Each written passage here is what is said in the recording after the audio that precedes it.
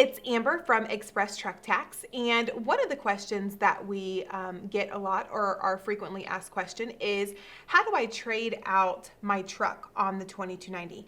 And there are a couple of reasons why you would do this. If you filed your 2290 and then you got in an accident and you destroyed your vehicle, you can trade out the destroyed vehicle for a new vehicle. Let's say that in the middle of the tax year you sell your truck and you get a new truck. Again, you can trade out the vehicles on the return.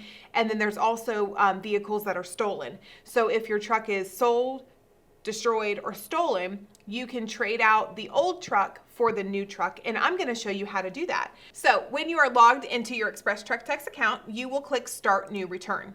And because you are going to be having multiple vehicles on the one return, you're going to choose e-file for multiple vehicles. And once you choose that option, it's going to ask you to choose the first used month. Now, this month that you choose will be the month that you are putting the new truck on the road. So let's say that you are putting that new truck on the road in August. And then you'll scroll down and you'll click Continue. It's going to take you to the taxable page where you will click the green button, Add Taxable Vehicle. And on this page, you are going to enter the VIN and the gross weight of the new truck. You can enter a unit number, but it is not required. So we're going to go ahead and enter a VIN number here. And then we're going to select the gross weight, and we're going to say that it's going to be category V as in Victor, over 75,000 pounds. And then there are other options if you scroll a little bit further down. So if you use the truck for logging purposes, meaning that it's a literal logging truck, not like hauling lumber from Home Depot or something like that, you can choose used for logging. And then the next section says privately purchased vehicle. So what happens here is, let's say that you purchased this vehicle from John Smith over on Main Street. And it wasn't from a dealership, it was from, somebody who was just selling the truck on his own. When you choose that you purchased, if you check this box here, it's telling the IRS, I purchased this vehicle from somebody, not a dealership. And it's going to ask you to enter the purchase month. So did you purchase it in July or did you purchase it in August? And what that's going to do is it's going to push back the tax, because if you purchase the vehicle in August, then John Smith would have paid the $22.90 on that vehicle for July and August. So it's going to push back your first use month to September. If you purchase the vehicle from a dealership, this does not apply to you. Just go ahead and click Save at the bottom. Once you enter your vehicle, it's going to come up on the next screen and it's going to show you how much tax you owe. So we're putting a new truck on the road in the month of August. The prorated tax is $504.17.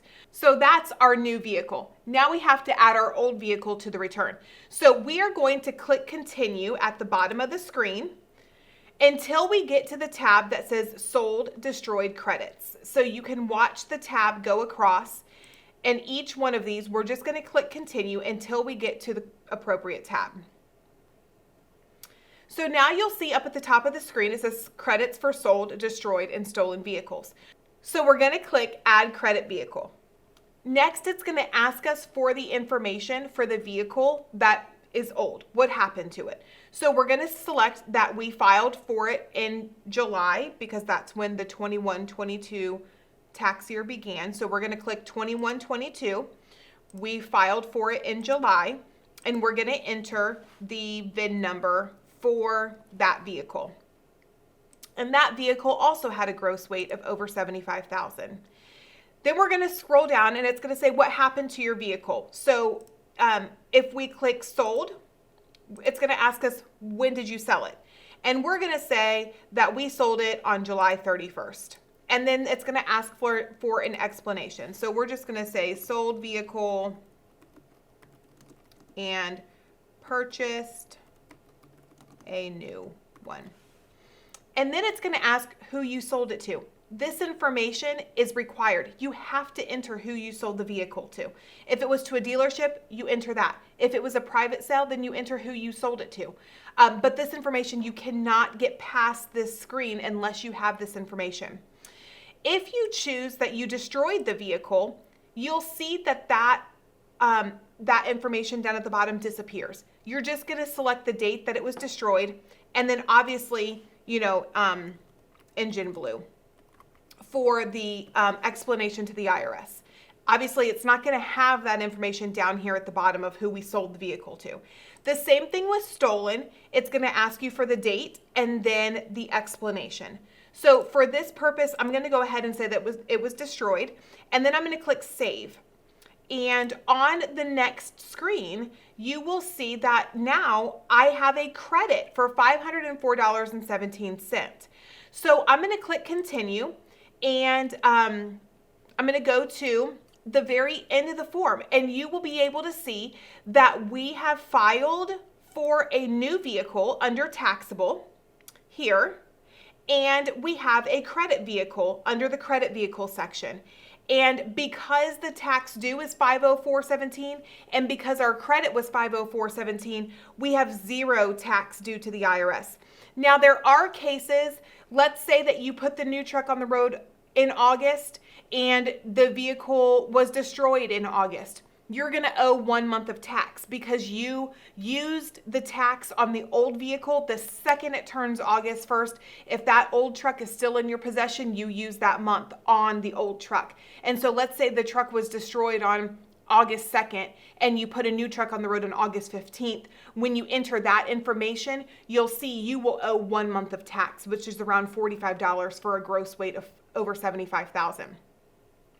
The same thing if it happens the other way. Let's say that you destroy your vehicle in August and you don't put a new truck on the road until October and you enter that information here. It's going to give you a credit and it's going to say, hey, you didn't use September and you are owed that tax back. And so it'll actually create a refund credit for you so that you can submit that as well. So ExpressTruckTax does all of the calculations for you, but this is how you would add a new truck to your return and then take an old truck off of the return, which I know that's the lingo, but the technical word for that is adding it as a credit so that the IRS transfers the tax from the old truck to the new truck. So I hope this has helped. If you have any further questions, please let us know. Give us a call at 704-234-6005, or you can always send us an email, support@expresstrucktax.com. Thank you so much, and I'll talk to you soon.